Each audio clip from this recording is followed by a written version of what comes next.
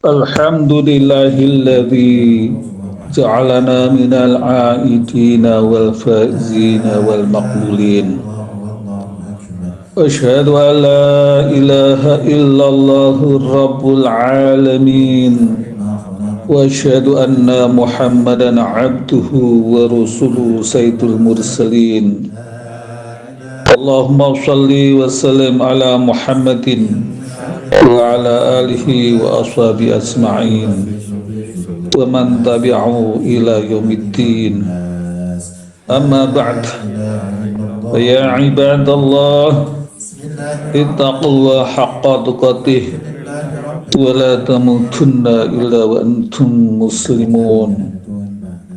Qala Allah Ta'ala, a'udzu billahi minasy syaithanir rajim. Ya ayyuhalladzina amanu taqullaha wal tanzur nafsum ma qaddamat lighad wattaqullaha innallaha khabirum bima ta'malun. Jamaah Jumat yang dirahmati Allah Subhanahu wa taala, tidak terasa sudah 19 hari bulan Ramadan telah meninggalkan kita. Bagi orang yang mengerti akan kebaikan bulan Ramadan, mereka sedih ditinggalkan bulan yang penuh ampunan, penuh rahmat dan penuh barokah tersebut, karena umurnya belum tentu sampai pada Ramadan yang akan datang. Untuk itulah mari kita selalu memohon kepada Allah agar kita diberi kesempatan oleh Allah untuk bertemu dengan bulan Ramadan tahun depan. Amin ya Rabbal Alamin. Jamaah yang dirahmati Allah Subhanahu wa taala, sebelum khotib menyampaikan tentang makna Syawal, terlebih dahulu akan khotib sampaikan sekilas tentang makna Sya'ban dan Ramadan. Secara bahasa, kata Sya'ban berasal dari kata sya'aba yash'ubu sya'ban, yang berarti mengumpulkan sesuatu. Yang dimaksud sesuatu tersebut adalah kebaikan. Dalam hidup ini kita selalu diperintah untuk mengumpulkan kebaikan dan kebajikan sebanyak-banyaknya. Wabil khusus pada bulan Sya'ban, seharusnya kita bisa memanfaatkan dengan sebaik-baiknya untuk melakukan berbagai amal soleh, karena pada bulan itu Allah menebar berbagai kebaikan. Adapun kata Ramadan berasal dari kata Ramidha yarmadu Ramadan, yang berarti sangat panas, membakar. Membakar di sini selain membakar racun-racun yang berada di dalam tubuh kita, seperti yang dikemukakan oleh ahli kesehatan, yang tidak kalah pentingnya adalah membakar dosa-dosa yang telah lalu.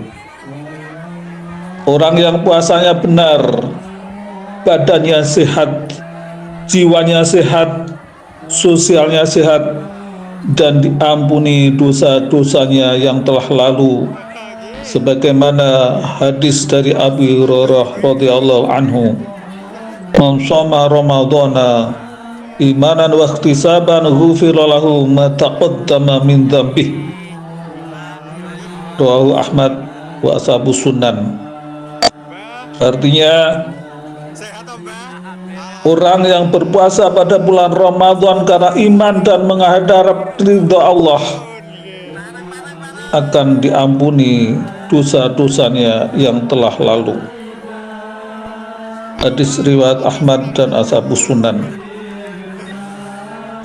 Dengan demikian, setelah kita mengumpulkan kebaikan, kebajikan dan amal soleh, serta diampuni dosa-dosa kita yang telah lalu, semoga pada bulan Syawal ini kita dikembalikan oleh Allah dalam keadaan fitrah, suci, bersih, bagaikan bayi yang baru lahir. Amin ya Rabbal Alamin. Jamaah-jamaah yang dirahmati oleh Allah Subhanahu wa taala, di dalam kamus bahasa Arab kata Syawal berasal dari kata syala yashulu syaulan syawal, yang artinya menjadi tinggi, mengangkat, meningkat. Tujuan utama orang berpuasa adalah takwa. Orang yang puasanya benar pada bulan Ramadan, maka pada bulan Syawal ini mereka terangkat derajatnya menjadi tinggi di hadapan Allah. Jamaah-jamaah yang dirahmati oleh Allah Subhanahu wa taala, berhasil tidaknya puasa kita, berhasil tidaknya pengendalian hawa nafsu kita bisa dilihat mulai bulan Syawal ini sampai bulan Sya'ban tahun depan. Apabila perbuatan kita sama dengan tahun lalu, tidak ada peningkatan yang lebih baik, yang korupsi kembali lagi korupsi, yang berbohong kembali lagi berbohong, yang menipu kembali lagi menipu, yang maksiat kembali maksiat, berarti puasanya tidak berhasil. Tetapi kalau ibadah ritual kita meningkat, ibadah sosial kita meningkat dan bisa mengendalikan hawa nafsu, berarti puasa kita berhasil. Islam berwawasan jauh ke depan dan memerintahkan agar kita selalu memperbaiki diri dan mempersiapkan untuk masa yang akan datang sampai dengan di akhirat kelak. Allah berfirman di dalam surat Al-Hasr ayat 18, A'udzubillahi minasyaitonirrajim. Ya ayyuhalladzina amanu taqullaha wal tanzur nafsum ma qaddamat lighad wattaqullaha innallaha khabirum bima ta'malun. Hai orang-orang yang beriman, bertakwalah kepada Allah dan hendaklah setiap diri memperhatikan yang telah diperbuat untuk hari esok, dan bertakwalah kepada Allah. Sesungguhnya Allah Maha mengetahui apa yang kamu kerjakan. Surat Al-Hasr ayat 18. Jamaah-jamaah yang dirahmati Allah Subhanahu wa taala, ada 3 kategori orang hidup di dunia ini. Yang pertama, orang yang beruntung, yaitu orang yang selalu berusaha untuk memperbaiki amal perbuatannya. Bertambah hari, bertambah kebaikannya. Bertambah umur, bertambah kebaikannya. Yang kedua, orang yang merugi, yaitu orang yang tidak berusaha memperbaiki amal perbuatannya. Hari ini sama dengan kemarin, tahun ini sama dengan tahun kemarin. Dan yang ketiga adalah orang yang celaka, yaitu orang yang bertambah umurnya, bertambah pula dosanya. Sebaik-baik manusia adalah yang panjang umurnya dan baik amalnya, sedangkan seburuk-buruk manusia yang panjang umurnya tetapi buruk amalnya. Sebagaimana hadis yang diriwayatkan oleh Ahmad Tirmidzi dan Al-Hakim dari Abdurrahman bin Bakrah, qala rasulan qala ya Rasulullah, bahwa seorang laki-laki bertanya kepada Rasulullah, wahai Rasulullah, ayun nasi khair, siapakah manusia yang terbaik? Qala man tala umuruhu wa hasuna amaluh. Rasulullah menjawab, orang yang panjang umurnya dan baik amalnya. Qala, laki-laki tersebut bertanya lagi, fa ayun nasi syarr, manusia yang mana yang terburuk? Qala Mentola umurhu wasa amaluh. Rasulullah menjawab, yaitu orang yang panjang umurnya dan buruk amalnya. Hadis riwayat Ahmad, Tirmidzi dan Al-Hakim. Jemaah yang dirahmati Allah Subhanahu wa taala, dari firman Allah dan hadis tersebut, mulai bulan Syawal ini marilah kita tingkatkan kualitas amal kita. Yang dahulunya Islamnya masih sendiri-sendiri, mulai saat ini marilah berniat untuk berjamaah dengan mencari harokah yang berjuang demi tegaknya syariat Islam di bumi. Dalam bidang sumber daya manusia, marilah kita tingkatkan keterampilan kita, baik keterampilan teknis maupun keterampilan abstrak. Keterampilan teknis saja tidak cukup. Apa artinya orang pintar kalau hanya minterin orang lain? Apa artinya orang cerdas, terampil dan kompeten kalau egois, mudah stres, tidak peduli terhadap lingkungan? Untuk itu perlu keterampilan abstrak yang meliputi kejujuran, semangat kerja, mampu beradaptasi dan peduli terhadap lingkungan. Orang yang kecerdasan intelektualnya baik yang dahulu diagung-agungkan, ternyata menurut hasil penelitian hanya 1% keberhasilan dan hidupnya. Mereka hanya bisa menjadi pekerja, tidak bisa menciptakan lapangan pekerjaan, dan kalau sudah menduduki jabatan-jabatan tertentu, mereka egois. Banyak yang menyimpang dari norma-norma agama dan tidak peduli terhadap masalah sosial yang berada di lingkungannya. Untuk itu perlu adanya peningkatan kecerdasan emosional. Orang yang berhasil dalam hidupnya adalah orang yang kecerdasan emosionalnya baik, karena mereka mampu membaca peluang dan bisa memanfaatkan kesempatan serta bisa menciptakan lapangan pekerjaan. Mereka juga peka, simpati, empati dan peduli terhadap masalah sosial yang berada di lingkungannya.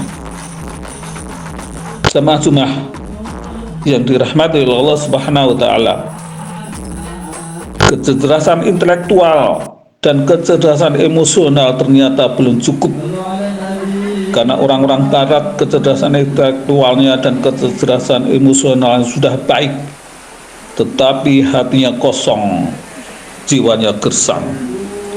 Untuk itu, hati yang kosong, jiwa yang gersang perlu diisi dengan kecerdasan spiritual yang berupa nilai-nilai ilahiyah, nilai-nilai agama, hidayah Allah, sehingga semua yang mereka kerjakan ikhlas karena Allah.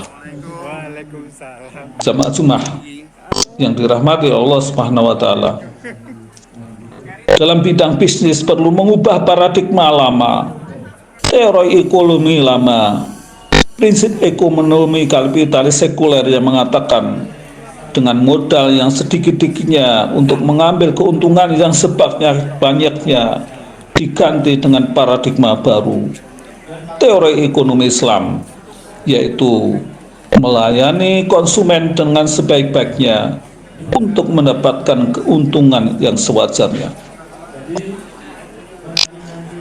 Kalau prinsip ekonomi kapitalis sekuler yang kita pakai dengan modal yang sedikit untuk mengambil keuntungan yang sebanyak-banyaknya, maka yang terjadi adalah menghalalkan segala cara penipuan, manipulasi, curang.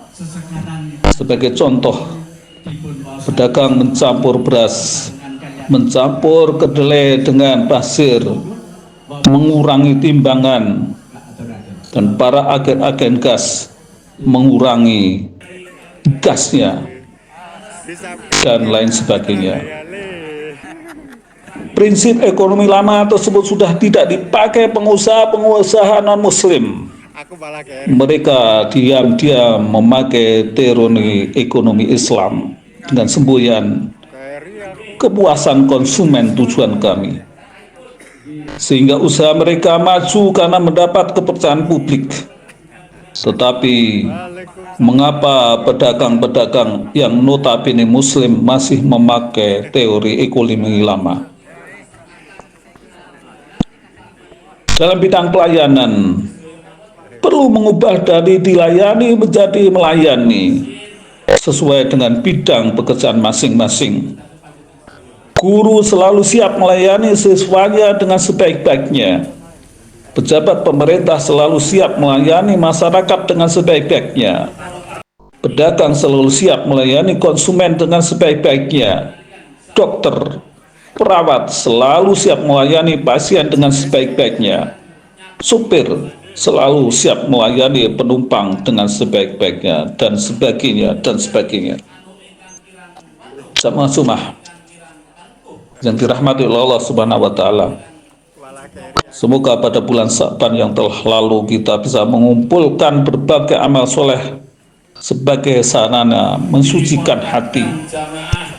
Pada bulan Ramadan sudah kita laksanakan ibadah puasa sebulan penuh sebagai sarana persucian jiwa dan persucian rohani. Maka pada bulan Syawal ini semoga kita mampu meningkatkan segala amal perbuatan kita, baik yang sifatnya ritual maupun ibadah sosial, sehingga kita menjadi orang-orang yang kembali ke fitrah dan menjadi orang-orang yang beruntung. Jalanallahu minal aidin wal faizin, taqabbalallahu minna wa minkum, amin ya rabbal alamin. Mohon maaf lahir batin atas segala kekurangan khotib. A'udzubillahi minasyaitonir rajim.